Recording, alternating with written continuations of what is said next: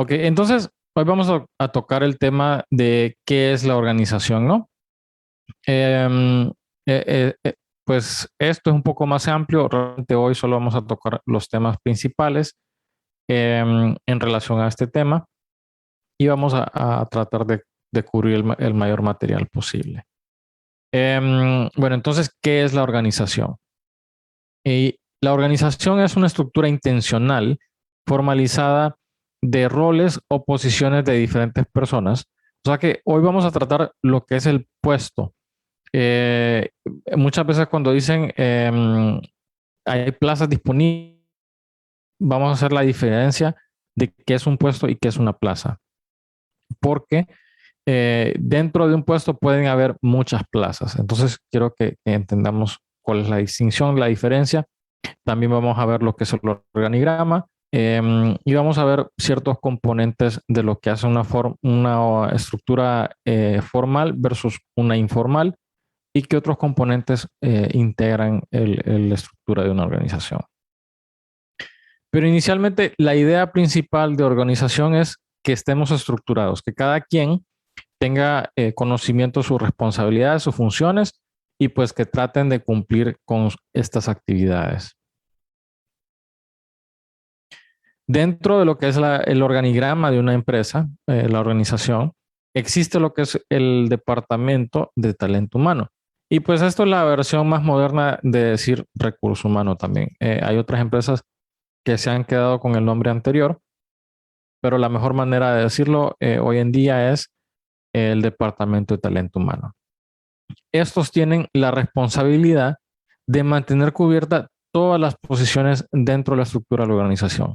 Es decir, estas personas tienen la tarea de asegurarse que si una persona está enferma o pide permiso, se va de vacaciones, tiene permiso por maternidad, etcétera, por cualquier razón, la operación del negocio continúe. O sea, porque esta persona no está disponible, no quiere decir que la organización va a dejar de funcionar y va a continuar haciendo su actividad normal.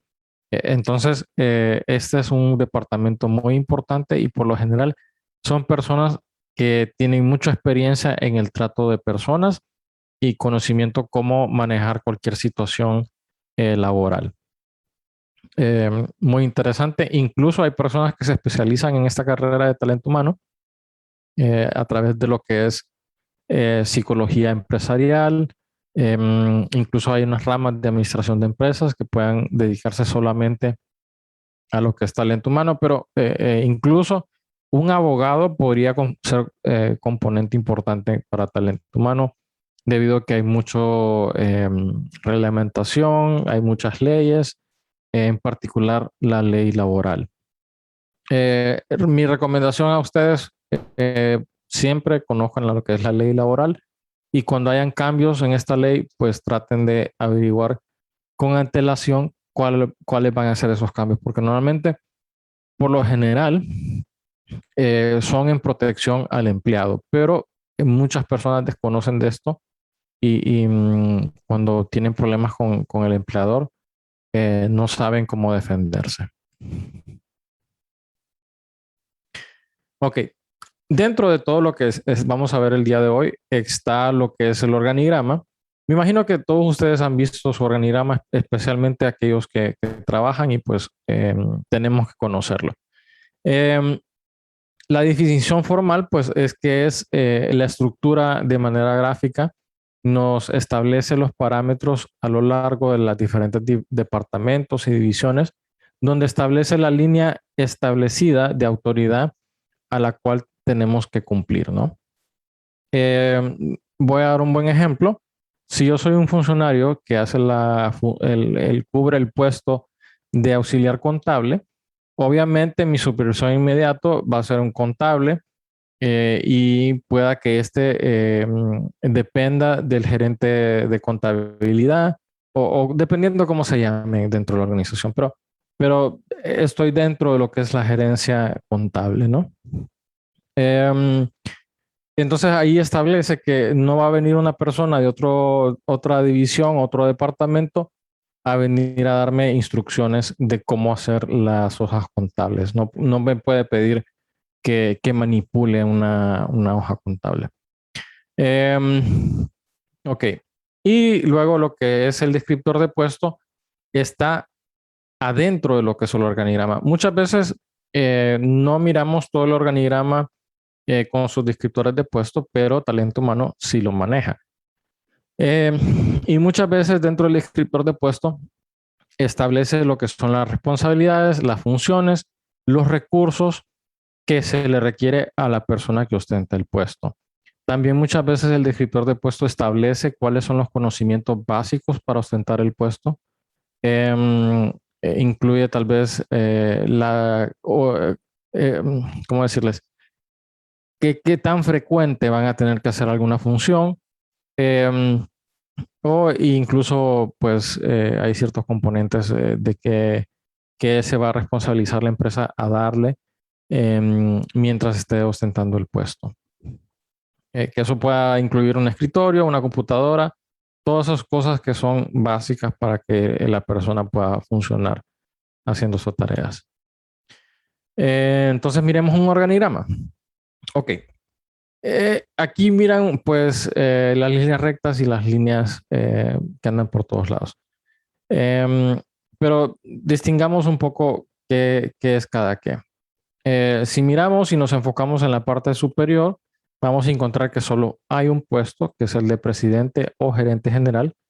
Por lo general, perdón la redundancia, pero son los dueños de la empresa o el dueño, el cual dirige el resto de la organización. Y abajo de él, pues está lo que son las vicepresidencias o gerencias o subgerencias, dependiendo qué tan grande es la estructura. Y van aminorando dependiendo el rango de la responsabilidad. Van creciendo los puestos que están subsiguientes. Imaginemos que la primera parte puede ser la subgerencia o la vicepresidencia financiera.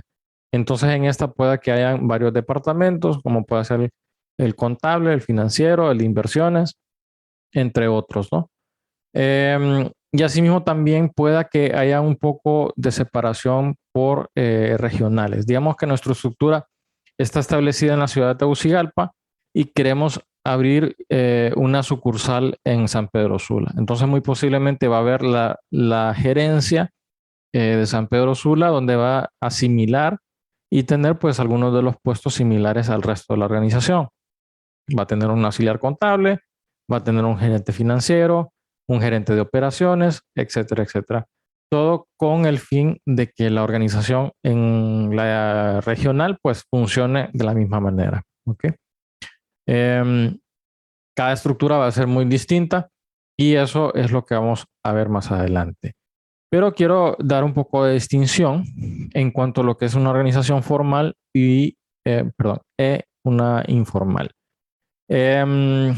Ok, la formal son muchas veces las empresas que tienen mucha antigüedad, están bien estructuradas y cada departamento está bien establecido de quién es el supervisor inmediato, quién es el jefe de esa persona y cómo se va a comunicar las personas y cómo se van a tratar. ¿Ok? Sin embargo, también existen muchos ejemplos de organizaciones informales. Por ejemplo, si vamos a un mercadito, la misma persona que nos cobra, que hace atención al cliente, es la persona que hace el levantamiento de inventario, muy posiblemente lleva la contabilidad, también hace la limpieza, se dedica a hacer mover el inventario y ponerlo en los estantes. Entonces, si ustedes miran, esa persona está cumpliendo funciones de diferentes departamentos dentro de una estructura formal. Obviamente la persona que maneja este mercadito pues tiene muchas funciones y tiene que cumplirlas todos los días. Otro ejemplo de organización informal es cuando vamos a un negocio familiar y a veces nos atiende en la caja el hijo, la hija. En otros momentos puede que sea el padre o la madre. y en un momento está solo el negocio y uno de ellos se pone a limpiar. Muchas veces la organización informal es aquella que los funcionarios, pues, o los empleados, tienen muchas funciones y nadie tiene una responsabilidad fija en cuanto a qué es lo que tiene que hacer. Em, También un buen ejemplo es por qué es mejor la organización formal. Es que, digamos, asignamos a una persona que esté trabajando en caja y hace un faltante o hay un mal cálculo. Entonces, la persona que está en caja es la responsable de contar el dinero y asegurarse que todo esté funcionando correctamente. Mientras que en una organización informal, pues se amplía la posibilidad de que muchas personas toquen dinero y se cometan errores fácilmente. La intención de hacer la organización formal es que haya más responsabilidad de los funcionarios. Aquí hay un poquito más de lo que es la definición de organización formal e informal. Nos dice que la organización formal es una estructura intencional de roles dentro de una empresa con el fin de que ésta esté organizada. Y la organización informal, como mencioné anterior, es una red de relaciones interpersonales. O sea, ni siquiera tenemos que tener un puesto dentro de la organización. Podemos solo ser amigos, socios, y que surge cuando las personas se asocian entre sí. O sea, nos unimos porque vamos a cumplir un trabajo o una función en específico y una vez completada esa función ya no tenemos que estar considerados como organización. Vaya, por ejemplo, si yo los pusiera en un grupo, ese sería un grupo informal, porque muchas veces ninguno de ustedes va a ser gerente general o permitir que alguien les establezca quién va a ser el jefe. Muchas veces solo van a querer cumplir con las funciones. Em, ok. Em, Antes hablé de que habían divisiones y habían departamentos, ¿ok? Pero ahora les voy a explicar por qué tienen que haber esta distinción de las áreas. La razón más importante es porque al final del día vamos a evaluar el desempeño de cada una de las personas que trabaja dentro de la empresa. Em, pero vaya, yo no puedo evaluar a un auxiliar contable de la misma manera que yo voy a evaluar a alguien de atención al cliente, porque las funciones son muy distintas. Pueda que, digamos, compartan ciertas actividades, vaya, tienen que utilizar un uniforme, tienen que llegar puntualmente, eso es dentro del desempeño, ¿no? Pero ya, si vamos a hablar de las funciones y responsabilidades que cada persona va a tener dentro de la organización, van a ser muy distintas. Entonces, es importante hacer esa distinción en qué área están.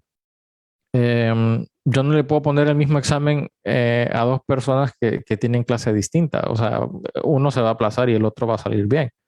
Eh, Porque ya vieron el contenido y el otro no miró el mismo contenido. Entonces, lo mismo sucede con los empleados. Otra parte puede ser que cuando estamos viendo las áreas regionales, ya sea norte, sur, este o occidental, em, el cliente va a ser distinto. Entonces yo no puedo comparar la situación o el desempeño de un empleado en diferentes, porque el cliente va a atender a diferentes funciones. O sea, va a tener diferentes preferencias y entonces eso también tengo que evaluarlo. Otra razón por qué hacemos la distinción regional es para que nuestro producto se adapte también al cliente, que la atención al cliente sea mejor y dedicada al grupo de personas que exista. Incluso si la organización es bastante grande, ya no se hace regional, sino que incluso entra en lo que son pequeños departamentos. O sea, para el departamento de Cortés hay una sola sucursal, o sea, que todos tienen su propia gerencia. Y vamos así creciendo a medida sea necesario. La intención ahí es que nuevamente evaluar el desempeño de todos los empleados en función a las actividades que estos tengan. Ok, entonces, así como también hay organigramas, hay que entender que la organización puede ser con tramos estrechos o tramos amplios. Em, muchas veces las organizaciones o los organigramas tienen una combinación de ambos, pero es importante conocer la distinción de la diferencia entre ellos. Los tramos estrechos, ustedes podrán ver que dos personas hacen la función y encima de este va a tener un supervisor. Y el supervisor va a tener un jefe inmediato. El jefe inmediato le rinde cuentas a lo que sería el gerente general.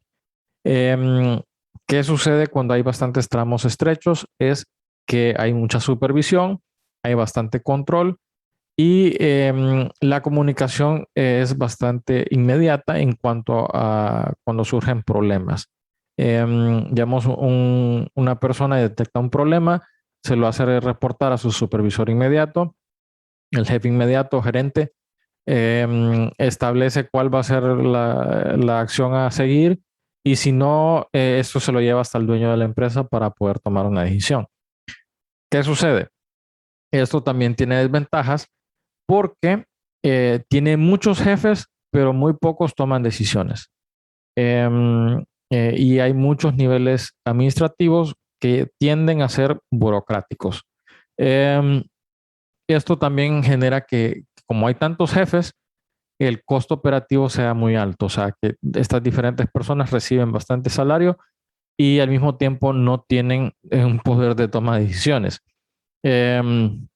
Entonces, crea pues un poco de burocracia y al final es muy similar a lo que sucede dentro de las organizaciones e instituciones gubernamentales, que nadie quiere hacerse responsable por la toma de decisiones. Em, entonces, muchas veces hay exceso de trabajo a los subalternos que sí hacen funciones, porque la institución o la organización tiene que cumplir el objetivo, tiene que tener resultados. Pero como hay muchos cargos superiores, entonces muy pocas personas realmente están haciendo el trabajo. En los tramos amplios podrán ver que pues hay muchas personas trabajando y hay muy pocos supervisores. Esto también es bueno, sin embargo, también puede tener una tendencia a ciertos problemas. Entonces miremos lo positivo primero, que es las personas tienen un cierto grado de capacidad de toma de decisiones y los supervisores están obligados a delegar el poder de decisión. Que es necesario que los dueños o los gerentes también establezcan políticas claras de cómo va a funcionar la organización. Y estas mismas políticas son lo que va a establecer un balance entre brindar un servicio a los clientes y proteger al negocio. Pues obviamente aquí el problema puede ser que los subordinados, o sea, las personas que tienen bastante poder de decisión, empiezan a tomar decisiones fuera de orden. O sea, se aprovechen del sistema y empiecen a actuar de manera negativa. Aquí les puedo dar un buen ejemplo de la vida real, que incluso se tuvo que despedir porque se tomó atribuciones que no le convenían. Había una organización donde yo funcionaba, donde se hacía un cierto trabajo gratuito a los clientes. Simplemente se le tomaba los datos y se hacía un proceso y en base a eso pues se le daba un resultado al cliente. Y esta persona se aprovechó del sistema y empezó a cobrarle a los clientes por algo que ya era gratuito y que estaba incluido con el servicio. Empezó a cobrar y decir que iba a agilizar el proceso. Obviamente, pues sí, agilizaba el proceso porque él hacía todo, o sea, le daba prioridad a los clientes que le pagaban y a los clientes que no le pagaban, pues los dejaba guindados. Obviamente detectamos esta situación porque los clientes se quejaban de que no llegaban a completar su proceso, mientras que otros, pues galante, estaban felices. Se detectó que realmente los clientes estaban pagando de más y pues se despidió a esta persona. Por eso es que hay que hacer un buen balance de las políticas y los reglamentos que hayan internamente en la organización para que las personas no se aprovechen a hacer cosas fuera de orden, ¿no? Em, También se requiere, pues, que cuando contratemos a una persona sea de una manera más cautelosa por lo mismo, porque tienen que ser personas con bastante responsabilidad y un grado de ética, ¿no? Ok. Em, Tal vez esto todavía a ustedes no les aplique tanto, pero es algo que incluso no estén adentro del alcance de la clase, pero es bueno saber. Hay ciertas personas que les gusta trabajar fuera de lo que es el ámbito organizacional. Y estas se llaman emprendedores. Son personas que tienen mucha creatividad, tienen un enfoque en la innovación, tienen muchas ideas positivas y pues de una forma u otra logran establecer que ellos quieren crear su propia empresa. Me imagino que algunos de ustedes quieren algún día tener su propio negocio. Entonces lo mismo sucede con los emprendedores. Ellos son personas que crean una nueva organización, empiezan desde muy pequeño y van creciendo a medida su idea se va implementando. Em, Tal vez ustedes ahorita no lo van a ver tan a fondo, pero hay una clase que se llama Creatividad e Innovación Empresarial que se dedica a enseñarles cómo hacer el proceso de ser emprendedores. Em, y pues eso es una parte integral de ser administradores de empresas.